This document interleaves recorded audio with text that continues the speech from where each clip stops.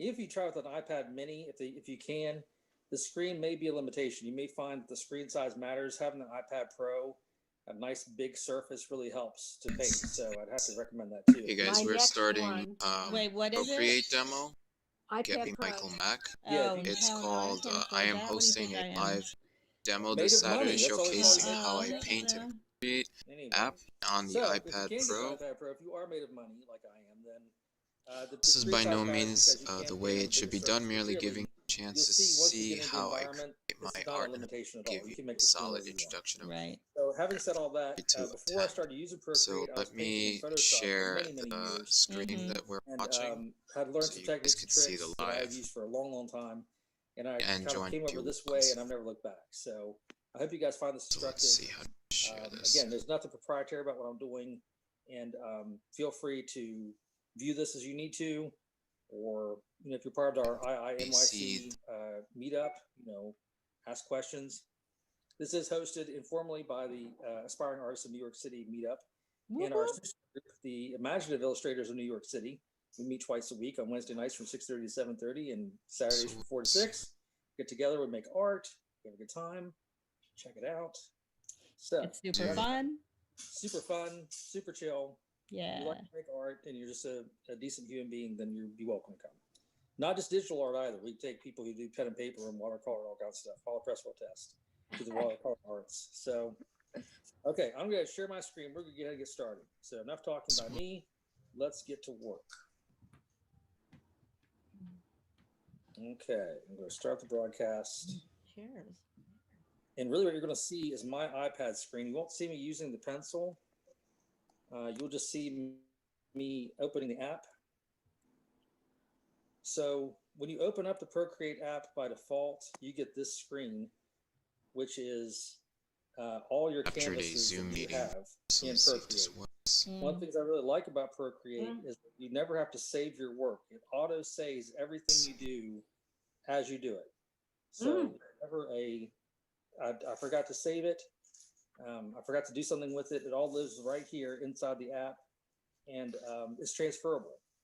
So if I took this account from this iPad and put on another iPad, all the art should come with me. These are all canvases that I've done in the program as of late. This is not all of them. I throw away them, every once in a while. I just throw them all out because I get tired of staring at them. But this is probably this year's worth of work, and these are all native Procreate files. So Procreate has its own file format like a Word or an Excel or a Photoshop. So a nice thing about Procreate too is if I wanted to share one of these documents with somebody else, I could open a canvas and go in here and share it as a Procreate file. So right from there, I could export it, and if somebody else has the program, they could import this file and make changes to it or what have you. So that's a nice feature of it. So it starts off with the gallery view. All of my canvases are square only because I'm really drawing for Instagram. And so Instagram's natural format is square, and that's why these are all in perfect squares. So is it vector or is it vector or raster? Is that the question? Yeah. I don't know. I think it's mostly raster, to be honest with you. Okay. Like Photoshop. Yeah, it's more like Photoshop. Okay. It's more like that. Yeah. I love bedtime, by the way. Yeah. Yeah. So, but we'll get into that as well. I'll show you some things that make it a little different. So the first thing I want to show you is this is your default screen where you have all your canvases. It gives you some canvases to start with to really crush your hopes and dreams of ever making anything. Like, you can make this with Procreate. I'm like, oh, can I? I don't think so, Joe. Oh my God. Somebody did. I mean, that's amazing, right?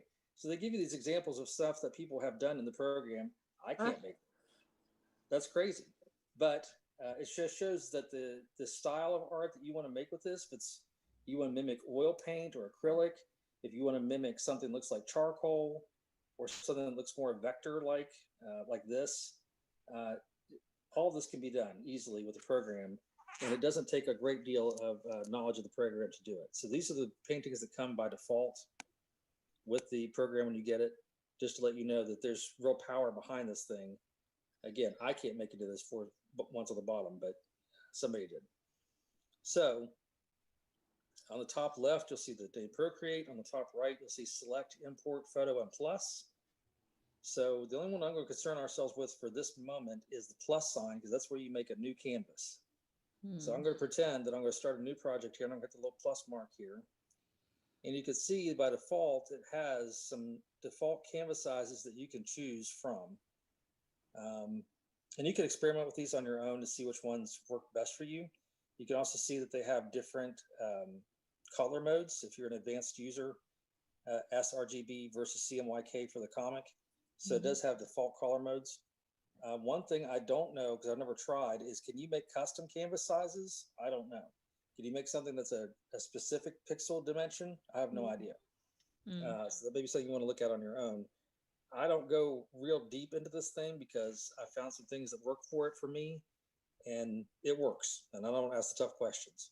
But you could do a 4x6. You could do an 8.5 by 11 if you wanted to. Screen size would be like a full screen iPad Pro, and you can see the dimensions of that are 2732 by 2048. I do the square. I do 2048 by 2048. That's my go-to. If I hit the word square, it brings up a new canvas. Okay. I'm going to take 2 fingers. It doesn't matter which 2 fingers. It could be your finger and your thumb. You can see if I press them together on screen, I can move the canvas. This is super handy, as you'll see when you're wanting to draw in here, because that means I can zoom in, and I could also zoom out, or I could rotate it if I need to. So this is just being done by using 2 fingers. If I use one finger, it's going to make a mark. Okay, one finger is the same thing as a brush. It makes a mark. If I use one finger, or I use my pen and I make a mark, okay. If I take my 2 fingers and I hit it once on the screen, like blip, like that, it's undo. So make a mark, 2 fingers, blink, blink, undo. Okay, so you can quickly undo anything you do. That's good. Yeah, but the real quick undo is just by tapping the screen once with 2 fingers. If you hold on the screen with 2 fingers, it will move and zoom in and zoom out the canvas. Okay, so those are some really simple things that you'll want to know to do right out the gate. Before I get any further, I also need to connect my Apple Pencil because I'm trying to draw on screen right now and it's not working. So I'm going to take you guys with me to my settings. My Bluetooth is on, but my Apple Pencil is not connected. So if you have an Apple Pencil, make sure you connect that with your Bluetooth. You can see now it says connected. And now when I come back into Procreate, I make a mark. That's with the pencil, not with my hand. Okay. So the pencil is working. The basic environment of Procreate is really simple. There are, looking on the left-hand margin, there are these 2 sliders here, which I'll talk about in a minute, 1 and 2. And then across the top, there's gallery, there's a wrench, there's like a magic wand, a helix symbol, and an arrow. There's a brush, a fingertip, an eraser, and 2 squares. These are your layers. I'll talk about all these things here in a moment, what they do and why they matter. And then lastly is the color picker on the right. You can see if I touch on the color picker, it brings up a color wheel, and you can choose any colors you want out of here. And we'll do that too. We'll use a lot of different colors for different purposes in here. Okay, so the first thing I want to point out is that by default, we're using our paintbrush. And if you click on the paintbrush icon, this brings up your whole host of brushes and pencils and textures. This is your library right here of all the tools you have in your toolkit. I typically only use the top 3. So I use sketching, I use inking, and I use painting. I use airbrushing. Those are the 4 I do. I use sketching, inking, painting, airbrushing. Those are the 4 that I'm going to demo for you today. Not because there's not so much more to be known and discovered about this, not because I'm lazy. Again, I've just found things that work for me. You can spend a lifetime looking at these other things and make use of them, and I'm sure you will. But these are the ones that I always use: sketching, inking, painting, and airbrushing. And I'll show you how I use those and why I use them in that order. So anytime you go here, this is where you're going to find your library of sketching pencils. They're all going to be here in this vertical indicator here. Your inking devices will always be here. Drawing pencils, your airbrushes are here. And there's a whole bunch of other stuff in there. The second tab over is your smudge. So if you're familiar with Photoshop, I'll make a mark here with something that we can smudge with. I'll get a drawing pencil out here, and we'll draw something.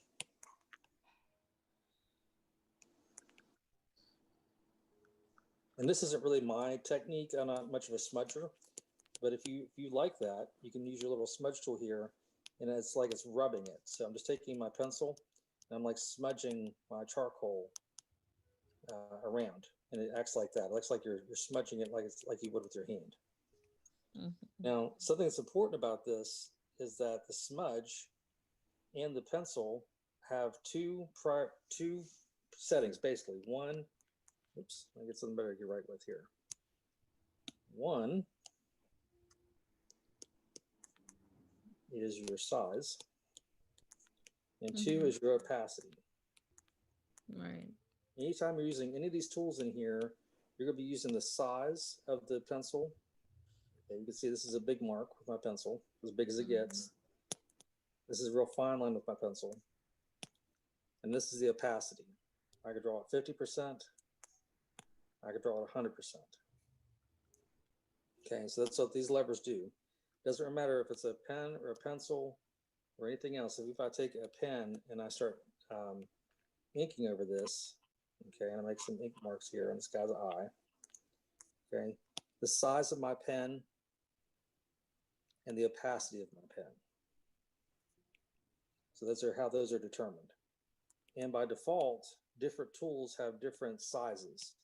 So the size of this pen is much bigger than the size of the technical pen I was using. I hope that makes sense. Yeah. It's pressure sensitive too, right? It is pressure sensitive. That's correct. So the harder you press, the bigger the line you get, the lighter you press. That's using the same size pen here. Oh, I'm going to really? press hard, and I'm going to press real light. And so you can see the pressure sensitivity also matters. But just keep an eye on this. If you're making a line that's too big and you're wondering what's going on, check your size. That may be your first error. Additionally, if you turn this down to 0 and you're marking and there's nothing happening, check your opacity. Make sure your opacity's up, okay? So those are all things that you just want to kind of be aware of as you're drawing or inking or sketching or painting, whatever, is just your opacity here, and your size, okay? Also, let's say I'm going along merrily. I'm like, oh my God, this is great. Oh my God, what am I doing? Okay. If you get down to the bottom of your opacity palette here, this is your opacity, little undo arrow is right here. You click that. Oh. There are unlimited undos. I can go back in time as far as I need to undo all this, okay? The arrow underneath that is the redo, where I can go forward in time and remake my marks. You're never losing anything in the program by adding or subtracting anything from your canvas. It's all gravy. So you don't have to worry about that, which is nice. And notice again that I'm not saving at any point. I'm not having to worry about saving my art. If I go back to my gallery, at the top here and hit gallery, you can see this canvas is called Untitled Artwork. It just lives in here. It'll stay in here until I want to get rid of it. If I want to get rid of my canvas, I slide it to the left and I can delete it. And it's gone. That's that easy. I'm gonna make a new canvas. I'm gonna make it square. Can I ask that? Do you need to like move your stuff onto a hard drive? Do you move your stuff onto a hard? No? No, it's all saved in the program. Oh wow. Okay. Yeah. I'll show you at the end how to export things. If you want to export these to share with other people, what have you, I'll show you how to do that. It's super easy as well. But as far as the environment of the art that you're making, you don't have to go anywhere or do anything. It all lives right in here. Wow. Yeah. So that's your toolbar. That's your smudge bar. Additionally, I'm going to draw something here real quick. Notice I'm rotating the canvas as I need to with my 2 fingers. Draw a cat wearing a top hat. Okay. Good, Amazing. He's putting on. No. Amazing. Is this your job, Michael? Are you a professional artist? No, absolutely. No. I do digital marketing by day. No way. That's great. Yeah. is just for fun. That's wonderful. Mm-hmm. Oh, I thought this was your job. Me too. No, no, no, I just do this with you guys. Mm. So the third tool is your eraser. It works just like an eraser would. So anything in here you can erase. Additionally, the eraser has a size. I can erase big, or I can erase small. And the opacity also works. If I want to erase at 50%, you can see it'll erase by degree. So that's how do you get used to that? I mean, how do you get used to the fact that it does all this? Well, I think you just got to try it out. I think if you, so far you can see there's nothing I've done that's not within eye shot. This is your pencil, this is your smudge, this is your eraser. These things are constant. They never ever move. And on the top right, your sliders never move, right? They're always here. Now, if I orient my screen vertically, you can see the sliders, even if I turn my iPad vertically, the sliders are still on the left. My tools are still in the upper right. Oh, yeah. That's cool. The whole environment. That's all you need. Unbelievable. Right? Yeah. Now, there's a couple of things I want to show you that are real important for this demo. One of them being that the next one is your layers. Oh, God. This is going to be a big help. If you're not familiar with the concept of layers, that's okay. A layer in this, for our purposes, is like a transparent piece of cellophane that you can draw or paint on that lives on its own piece of invisible artwork. Now, on this layer, I have my cat. Okay. I'm going to add my plus sign to make a new layer. This layer is transparent and lives on top of the black layer. I'm going to grab the color red. I'm going to grab a paintbrush in here. And I'm going to color in, change the size of my brush, to color in his rim of his hat here. Okay.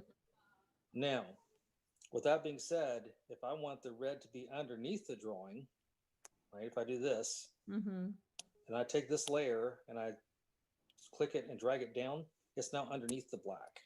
Yeah. That works. Can you like lock layers as well? You can. Yeah. Oh, okay, cool. There's a logger somewhere in there. Yeah, yeah. You can turn layers on and off. So I can see what it looks like without the red by hitting this little checkbox. Okay, so layers are super duper important because as you get more complex with your art, you may want to keep things kind of isolated to themselves where you can, I don't know. Like screen printing. Yeah, exactly. Yeah. So that's a nice thing to have different layers, and I'll demo that as well. Let's see. The other things I want to show you guys super quick. Next to the word gallery at the top here is a little, is a little arrow symbol here. This is your selector tool. If I click my little arrow, you can see it'll take the shape of red, make it a shape. What it's doing is selecting the layer. Taking that whole layer, it's going to move it around. That's I can make cool. it as big or small as I want. That is wild. Yeah. And the same thing with the black layer. If I use my little arrow tool to select it, I can zoom in, I can move them around. Okay.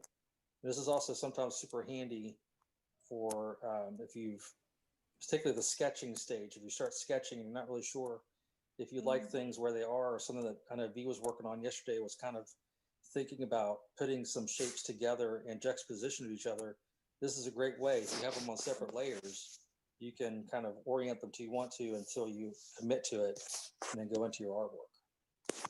Now, let's say I don't want to keep my red layer. I got this guy here. I don't want to keep him. If I drag my thumb over to the left, you can see I can lock him, I can duplicate him, or I can delete him. And now that layer's gone. Okay, so I add a layer by hitting the plus sign, and I drag to the left to get rid of it. Or I could use my undo. And you can see it brings it back just like I did any other action. Do you see how that works? Yep. Okay. All right, I think that's enough of a basic intro to the program. So I think I've kind of given you guys some bare bones of the environment, of things that you can kind of get oriented with. So when I go to some more advanced stuff now, I'm going to kind of start taking off with actually using the program. If you get a little overwhelmed or feel like I'm going too fast or over your head or something, don't freak out. This is really for you. Enjoy the program. All right. Just take it for where it's at and where you would live with it. And we'll go from there. So I'm going to delete those layers so that way I have a completely blank canvas. And I want to tell you two things. I'm going to leave these up here while I'm talking, just so you guys can kind of follow along with me. Hey, Michael. Sure. Can you go into landscape mode? Thank you. Yeah, let me make sure there's nobody trying to get into the meeting right now real quick. Okay, I think we're all here. Okay, we're all good. All right, I'm going to keep going. Okay, so I'm back in landscape mode. You can see my sliders are on the left now. I have gallery, my wrench, my magic wand, my helix, and my arrow, my toolkit. I'm not going to use smudge. I don't use that one. It just doesn't work for me. The eraser I'll use a little bit, and the layers I'll definitely use. Now, one of the nice things about Procreate that I really like is that you can also import other media that you have made in here and manipulate that media in this program.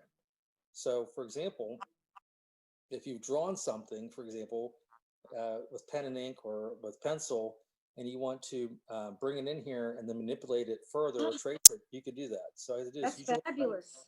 Oh my God. Yeah, it's great. So you can use a little wrench here, and that brings up this icon here, this little table. I can add a photo. So I'm going to insert a photo, and this is my camera roll, or I guess my default photos, so you can see. And I'm going to bring in this picture here. Okay. This is what I'm going to show you guys how I'm going to make this. I'm going to make this painting for you in real time and show you the steps I took to do it. This is the final product, and I find it's useful when you can see the final product as you go. It's a touch point. We can always refer back to this and say, this is what it wants to look like in the end. Anytime you bring in a photo or a painting or anything, it doesn't matter what it is. You can add a picture of, for example, this lady, for example. Let's say we want to use her. Anytime you bring in any kind of media, it puts it on its own layer by default, which means if I use my little arrow here to select it, I can enlarge her. I can move her around. I can even rotate her if I had to. Okay. So she's treated just like anything else. Something else that's real important about this is that when you bring in media like this, something that I find real useful is to lower the opacity of this layer. So that way it becomes semi-transparent. I forgot how to do that now all of a sudden. Isn't that terrible? I do this all the time. I forgot how to do it. Hey, Michael. Sure. Tap the little N next to the checkbox in your layers, and that'll give you the opacity. Get out of here. Look at that. Look at that. Teamwork makes dream work. Seriously. All right, now what do I do? The N. Yeah, go ahead and tap that N. There it is. Opacity. Get your little N, it brings up your opacity here. So I can lower the opacity of this. Look at that. Is helpful if I wanted to put a new layer on top of that layer and trace. This is great for tracing. So now I can come right in here and I can trace this. Now, super important rule here for you guys, remember this, is make sure that when you are tracing, you do it on a new layer, thank you, Dane, not on the picture. I'll show you what happens. If I trace this on the picture layer, I'm tracing at the lower opacity, right? Because it's the opacity of the layer that's causing that to be so light. Right. So make sure that if you're going to trace something, which I recommend you do, make sure you put it on its own layer. So it's like Photoshop for illustrators. I think so. Yeah. Yeah. It's great. Yeah. Okay. Any questions so far? Nancy, any questions? Anybody else? Doing okay so far? I'm good. Thank you. Okay. I'm writing seriously. All right. Well, we're recorded, hopefully, so you can go back and watch this again. I'm going to turn off this layer for a minute. One other thing I'll tell you, too, is you can name these layers, which I also highly recommend that you do. Yeah. Because when you get like 100 of these layers, it becomes real tricky as to which one's which. So I just called this layer finish. So that way, if I'm looking at him in my layers palette, it gives me a thumbnail. It also has a name associated with it that means something to me. This is our finished product. I could turn him on and off. I'm gonna give you my rules. I'm gonna go this is my rules. I'm gonna keep this up here for the course today. My little demo. I'll call this painting rules. When I was in art school, we had to take 2 years of painting, traditional painting, and I was terrible. I was really terrible. And I was certain at that point that I could not paint in my life. I was so bad with the oil paint and gouache. Oh God, I hated it. But Just hard. yeah, I was bad. But there are 3 rules of traditional painting that do fall in here in digital painting I found. The first one is using a medium ground. That's true. The second one is no white. That's also true. And no black. And I'll explain those as we go. The first one is the medium ground, which means that I was taught that when you're painting, it's not so much important as drawing, but when you're painting, it's really important that you start on a background that is not white, because the bright will affect your color range. Everything that you do based on that background will offset. So I found through my practice of teaching myself how to paint on here, that is a truism. So usually I start with something that's kind of a grayish yellow, something like that. And I bring it down to about right here. This is a good medium gray, medium ground. So that's what that means. Rule number 1 means medium ground is my background color. If you look at my layers palette here, my background color is my default layer. It's like my base layer. And it could be any color at once. It could be bright yellow. It could be black if I wanted it to be. But when I'm painting particularly, I'm always making sure that I start with a medium ground, because when I build my colors off of that, it's going to have a huge impact on how those colors are represented.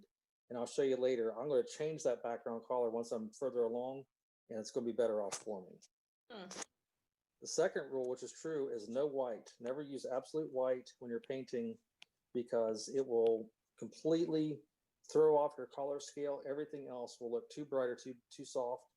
And no black. Absolute black is the same thing. If you put absolute black in there, you're going to want to do it because naturally we think of in terms of black and white being good, but in terms of digital painting, absolute black and absolute white are no-nos, because it will really skew your color range.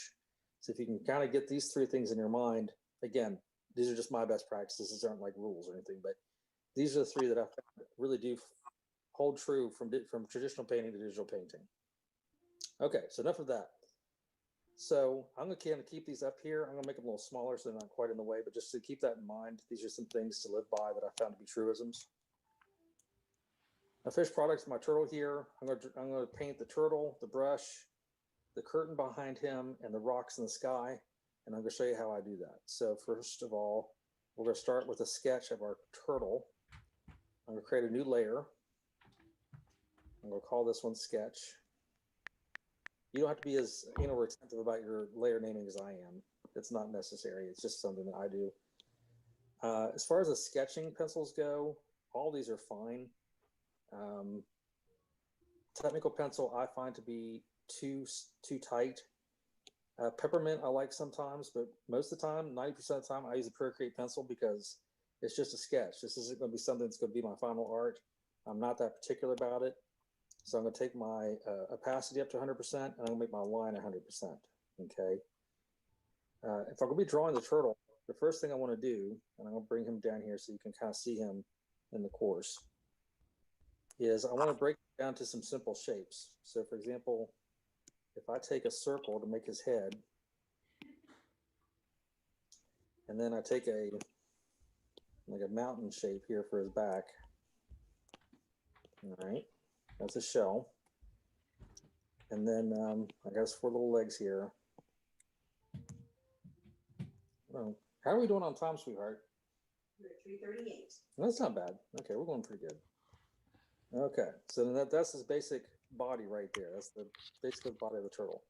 Now, given his size, I might want to make him a little bigger so he fills up the frame a little bit more. I'm also going to move him around using my little arrow tool. You can see I can select him. I can move around my sketch.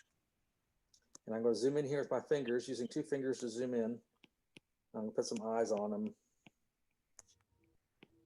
All right, looks good. And nose. There's nothing special about this turtle drawing. I wanted to demo something, and I was like, I'm going to draw this. I was like, well, it looks like a thing. We're doing that now. So it looks like something that I think will be fairly easy to recreate if you want to try it at home. All right, that's my dude. So for the start, that's not bad. As far as sketching goes, you can get as advanced and as detailed in this as you want. That's a personal preference if you want to get really into the weeds on this thing. I keep mine pretty loose because this is just a go-by for me. No one will ever see this part of the work when it's done. Nobody. I'm going to get rid of the sketch when I'm done with them. So for me, this part of it is not super important. But again, it's up to you and what your preference is, how you'd like to go with that. Okay. That's a basic sketch of my turtle. I could also sketch in the curtain and the rocks and all that stuff if I wanted to, but I'm just going to do that kind of freelance later. So from here, I'm going to take my eraser and wipe away my little no one here. On note to self. My turtle looks pretty good. I want to keep the sketch layer, and I'm going to put another layer underneath it. So you can see on the right-hand side, I have my rules layer, my sketch layer, my finished product, and my new blank layer. And this is the first layer I'm going to paint on. Typically, when I'm painting, I give myself 3 or 4 layers of blank layers to paint on. And that might seem kind of silly, and in a way it kind of is, but I'll show you why I do that. My sketch is my go-by, and since this is just for my eyes only, and I want to use him for reference, I'm going to lower the opacity of my layer. So that way, he's still present. Can you guys see him okay if I let him that much? Yeah, he's good. Yep, Okay. we can see him. All right. So this would be my go-by. I want him to be visible enough for me to use him as a reference, but not so much that he gets in the way. I'm going to pick one of my blank layers under here, 4, 5, 6, or 7, and I'm going to take a green line. And when I first tried to paint, I would just take a paintbrush and I'd start painting in green. You know, like when you're a kid, right? Like paint by numbers. Sure. You're like, look, I'm painting. This is great. It went awful, right? It didn't work at all. So I found instead that what I do is I take an ink pen, and I'm particularly fond of the technical pen. That's my go-to. And I'm going to trace over some of these lines on this guy's face using my ink pen. I'm not using black because I don't want to draw him. I want to paint him. And to me, that's the only difference between painting and drawing in the program.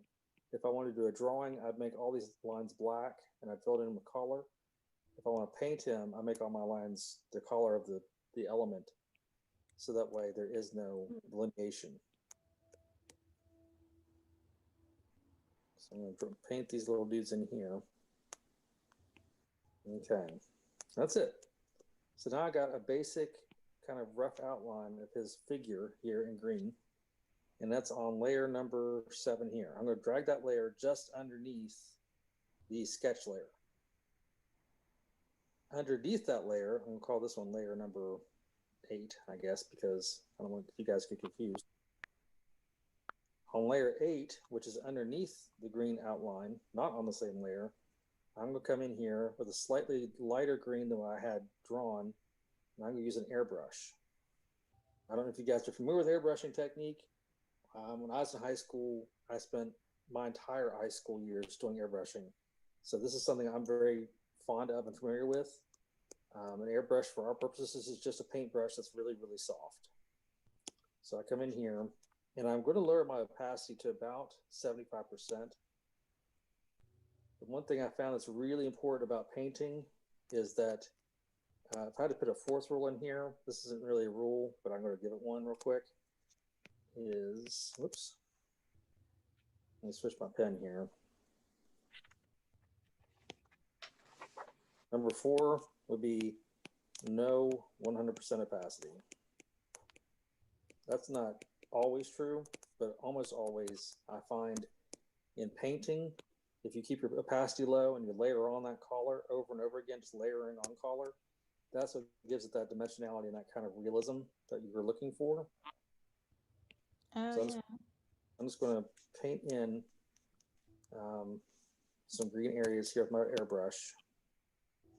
I could just as easily use a paintbrush for this. It's the same thing. In fact, I'll show you if I use my paintbrush, I use Untitled brush. It's the only brush I ever use.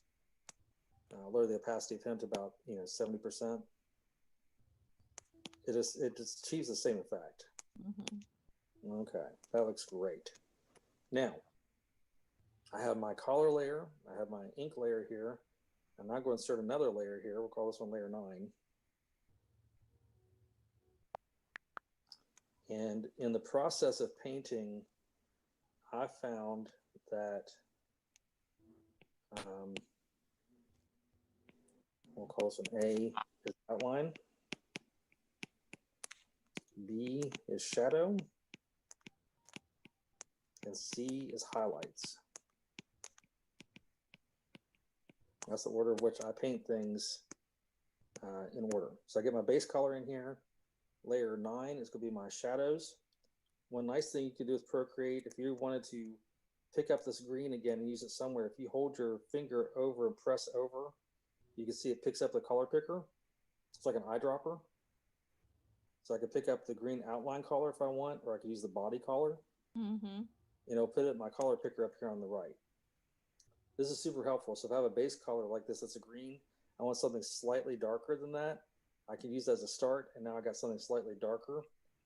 I'm gonna go back to my paintbrush with my opacity about 50%, and I'm gonna drop in some shadows.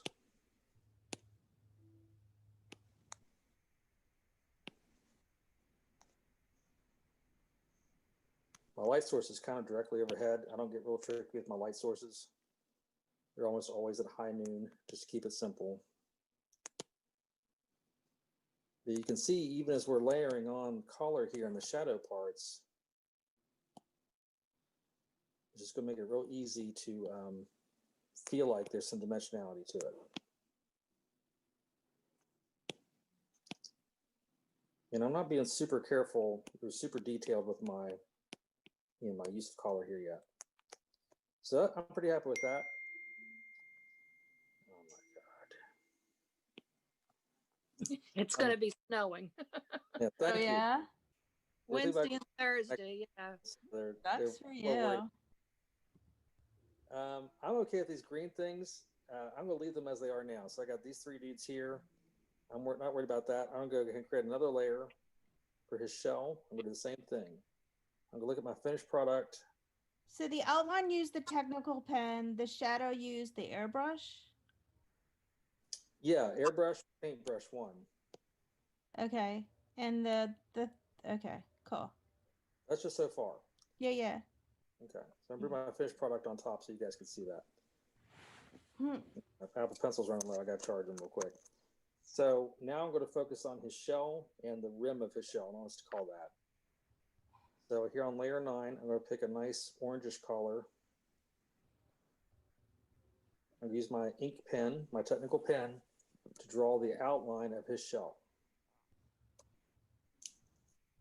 Do you store that color initially, usually when you're working, so that it's in that palette, so you've got it, or you No, wait to play around a little and make sure it's the one you want? I kind of make these colors up as I go. Sometimes the colors work, sometimes they don't. Sometimes I found that I had to go back and choose something else completely different. It didn't end up being what I wanted it to be after all. When I get to a certain point, particularly like the body at this point is pretty good. I'm pretty happy with how his body's looking so far.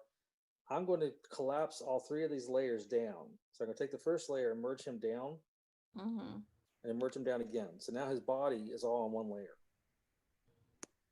That makes it easy for me personally to come back and add in some more things and kind of get rid of the outline quality of some of this.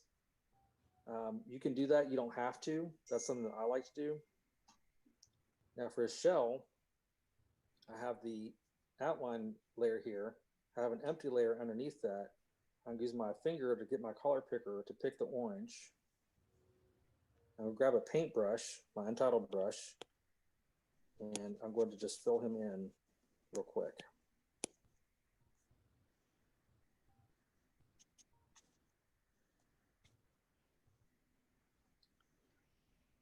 So is there like a paint bucket kind of option? There is a paint bucket kind of thing. I'll see if we can demo that here soon. That's okay. I was just curious. Yeah, it's a I'll little. find it. If Jan was here, she'd want to know what it is, and then she'd be like, "Well, can you show me how it's done?" I'm like, "Oh, I can, but it's kind of tricky." She's like, "That's okay." Watch, Jan. If you're watching this later, I'm talking about you. It's true. So, okay, I filled in the rim of his shell. I got the base color of his shell, and I got my outline. Again, I'm happy with the way this looks so far, so I'm going to collapse these 3 layers down.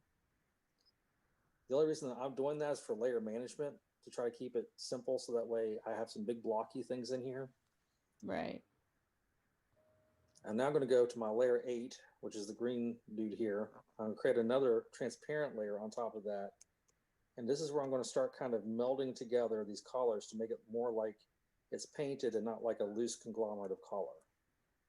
So I'm going to go in here. I'm going to pick up my shadow color. And again, lowering my opacity just a little bit. I'm going to tighten up this area here and get rid of that line. Because I have the opacity layer, or the opacity lowered, it's going to kind of take care of that for me. Wait, I'm lost. What are you doing? Sorry. So I'm on a. Uh-oh.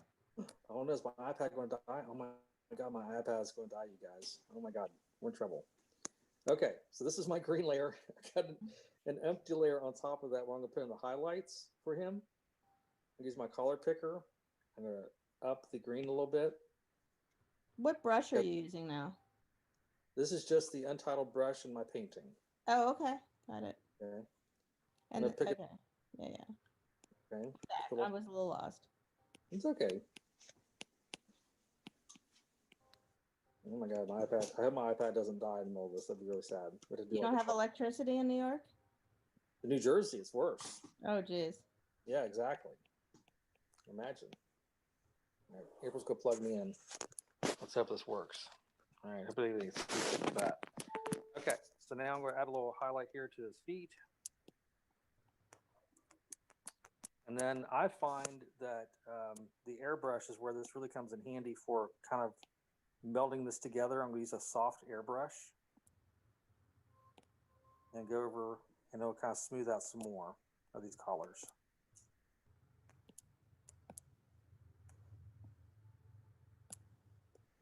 If I wasn't doing this for a demo with you guys, I'd probably take a little more time to make this a little bit more perfect.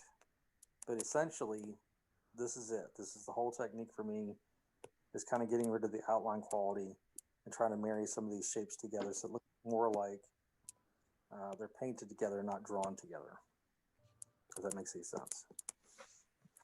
I'll also go here under his head and add a little darker shadow for where his leg meets. I'm also using an airbrush here just to fill that in. And I'll make this little leg darker.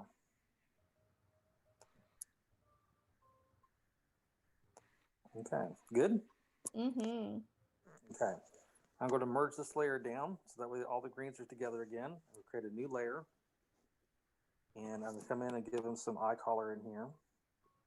I'm using a soft airbrush again. Okay. I'm going to zoom in, and then I'm going to take a paintbrush on another layer.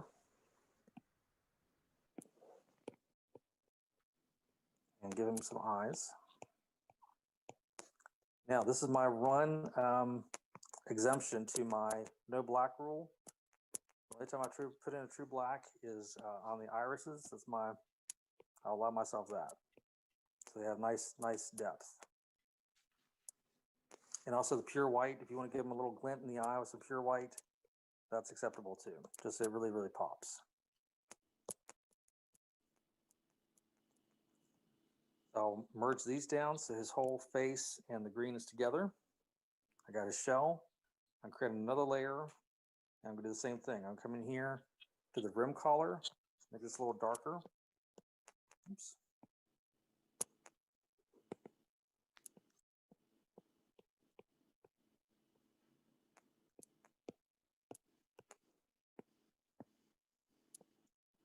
Let's try to soften that up a little bit. And come in with a little highlight on top of the shell.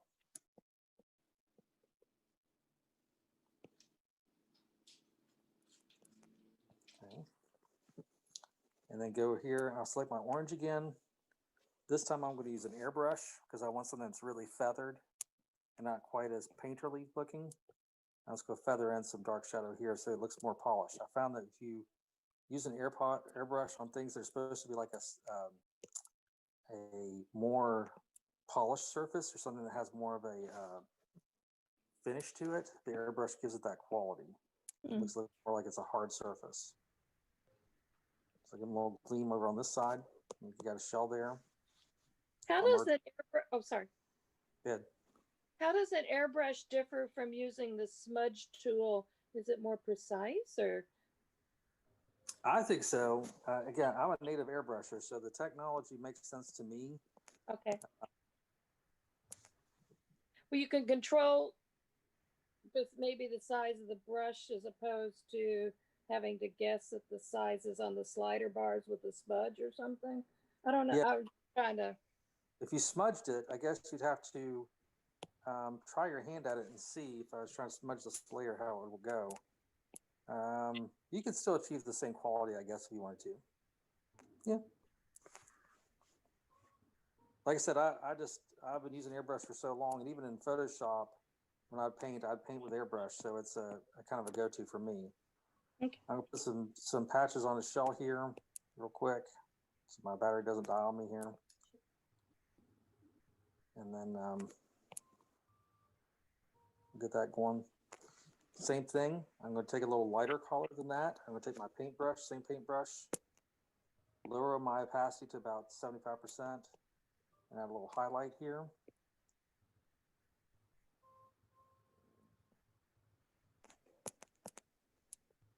Okay. Come in here with a larger brush, something darker, and just add a little bit of shadow.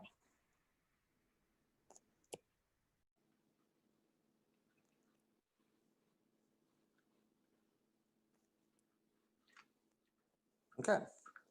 Now, again, I could go into much further detail with this with the turtle. You could see I could go in with more layers and more technique with little spots on his head and whatnot, but I think the general impression is the same. If I put the spots on top of his head, for example, all I did was take a light green yellow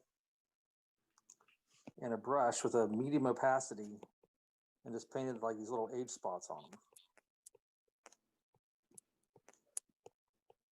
If you want to have some darker age spots on them, you could do that too.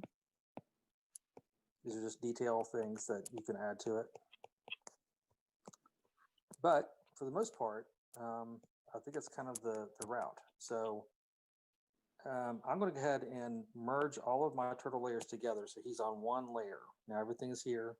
And I don't really need my sketch layer anymore, so I'm going to get rid of that. Now, the next thing I want to do is I want to show you guys how the background layer now matters. Now that I've established my color palette, if I change my background layer to be something more like the color of the desert that he is in here, I'm going to change it to more of a yellow, dusty yellow. Okay, looks good. I'm going to give him a little bit more body underneath here just to complete his shape.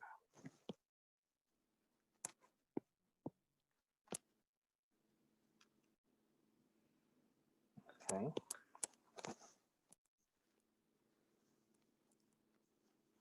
Merge that down so he's all part of that same layer. So then I got the turtle here, and I got a layer underneath him that's blank. I'm going to create a couple more.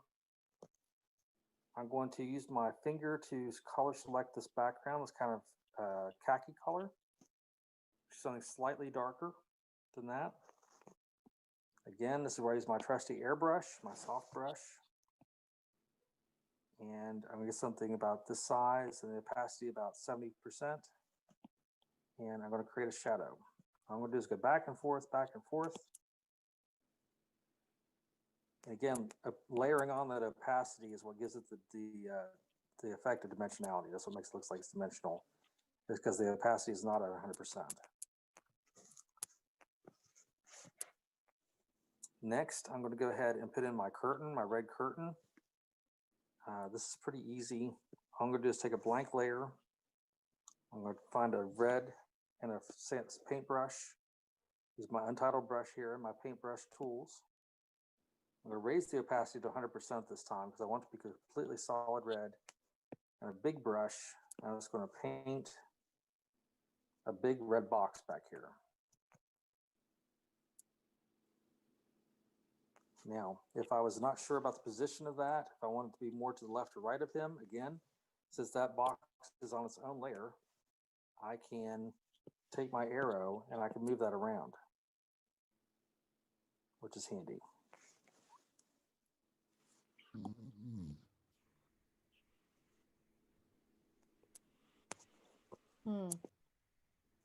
Okay, so all that is just a red square. New layer on top of it, I'm going to pick a slightly darker red using my airbrush again. My opacity is about 75%. I'm going to put in some dark streaks, just lines. Take a slightly smaller brush, slightly darker red for the deeper part of that indentation. If you want to go back and get that color again, you just eyedropper it? Correct. If you just put your finger on top, and I got that red. Okay. Go back to get my highlight color for the curtain.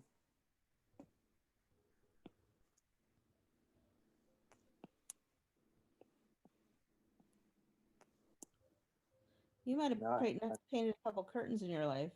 That would take me all day. That was it. That's all it is. It's just a red box with an airbrush. So I'm going to merge these guys together because when I go down here at the bottom, I want to clean up the bottom of that so it doesn't look like they're two different parts. That was it. How'd you clean that up? Just took my layer. Well, first thing I did, I'll undo it again. You can see here where my airbrushing is on a separate layer from the red block. Right. When I merge them together, there's a little bit of a noise down here. If I take my little paint eraser, I can erase that out so it looks seamless. Okay, gotcha. You must have an outrageous printer. So I'm gonna add some highlights here. Okay, that's it for the curtain. That's all it is. It's just a red block with an airbrush. That's it. For the blue sky, I'm gonna go down here to just above the background color, find a nice powder blue. Use my airbrush again at 100%, and I'm gonna put in some sky back here. That's it. Now we have depth of field. Oh, yeah, it works. Yeah, and then for this layer, for my little mountains, my little mountain range I made back here, my Bugs Bunny mountains, all I did was take the color orange, a paintbrush,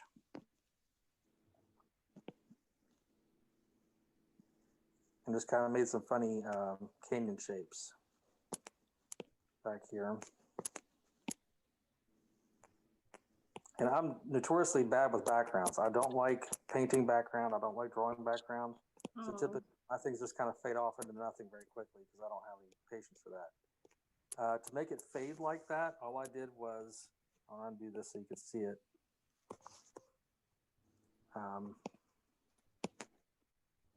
Little mountain shapes back in here. I don't want there to be a hard line between the foreground and the background.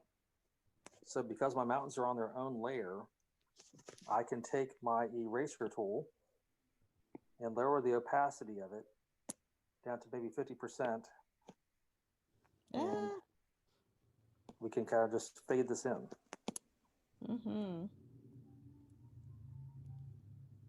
Can you say again what you did with what was the shadow? What did you use for the shadow? The turtle? Yeah. That's just an airbrush. So I take my airbrush here. And the opacity wants to be about 70%, so that way you can layer it. The first pass of it will be kind of like that.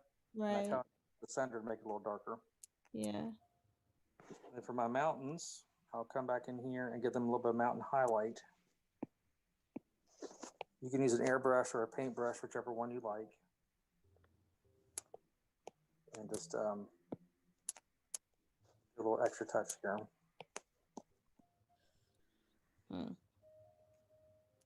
That's it. That's the whole.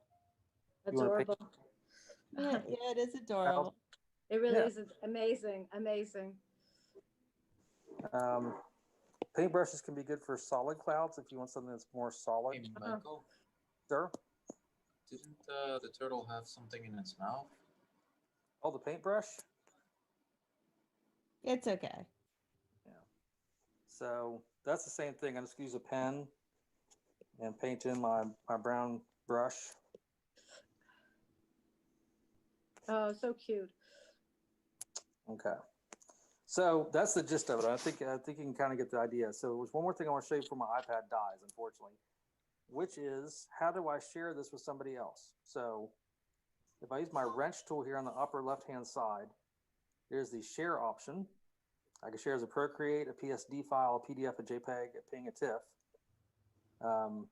So I'll choose a JPEG. And then I can save this to my iPad. I can share it with somebody else. I can share it to social media, you name it. It's just that easy. I can email somebody, and then they have the artwork right there. So it's real easy to export it to another format to share or use somewhere else. Do you have a fabulous printer? No, we don't. I don't print any of these out. Wow. Oh my God. Oh. Yeah. I'll do is take them to my mom when I go down to visit, and I hand her the iPad. And she'll like, oh, I'm like, check this one out, Mom. She'll be like, oh, that's wonderful. I'll be like, I know, right? So that's the only way. And these is to impress my mom. Okay. Unfortunately, I think my iPad may die soon, so I apologize for that not lasting longer. But No, again, that was great, Michael. Thank you. No, that thank was you. really off and running, exactly what I Wonderful. needed. good. Wonderful It introduction. was great. Really great. Yes, we really appreciate it. Thank you. Yeah. Now Could it's you up to you. Now it's up to you. I'm sorry. Any questions? Yes, could you tell me again the other two groups? Imaginative what? The other two meetups? Painters, Imaginative painters? Imaginative Illustrators of New York. Oh, okay. Thank you. Have a good evening. Thanks you. for coming. Thank you. Michael. I really appreciate you.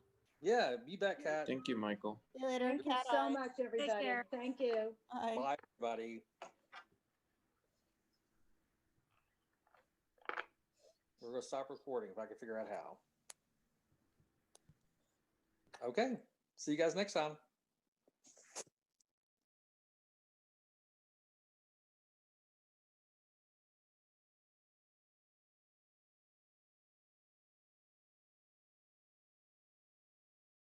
Back for a second. Thank you guys for watching. Just coming back into our artist break for a sec. Let's highlight the browser so we can see what we're talking about. Yeah, so that was GetMeMichaelMac. Michael Mac from New Jersey. He's our main host for Imaginative Illustrators of MPC. Guys want to draw with us, might want to head on over to our other meetup called Imaginative Illustrators of MPC. We have two weekly meetup days that we come together to join as a group, and we draw collaboratively and share ideas with everyone. Wednesday and Saturday are the days that we meet in the evening. So comfortably after work, we can get together and draw for our based ideas. So Michael was actually streaming on Zoom today, showing us how he did the work on Aspiring Artist Meetup. It's our sister meetup that we get together to do tutorials or showcasing some sort of new thing that we've been asking questions about in Imaginative Illustrators. So that's just a cool group to be part of, and there's always some event happening in Imaginative Illustrators, but sometimes we get an additional event that we're asking. We have almost 2,000 members and we're growing strong, and if you guys are interested in joining, please check that out. Let's see, is there any other things? If you want to follow me, I also live stream during these times, Wednesday and Saturday. I tried to live stream, and during the week I also have a schedule up on Twitch somewhere down below. So definitely check that out. If you guys have any suggestions or tips for the next stream, please let us know, or let me know privately. You don't have to social media if you want to. That's it. I hope you guys enjoyed the show and learned something interesting out of the event today. I to say but to see you guys again. So love you all. Thank you for being here. Talk soon. Yes. Yes. Okay. Let's turn this puppy off. So yeah, I gotta still learning how to use this, but yes, let's turn this thing off. All right. Bye for now. Dun.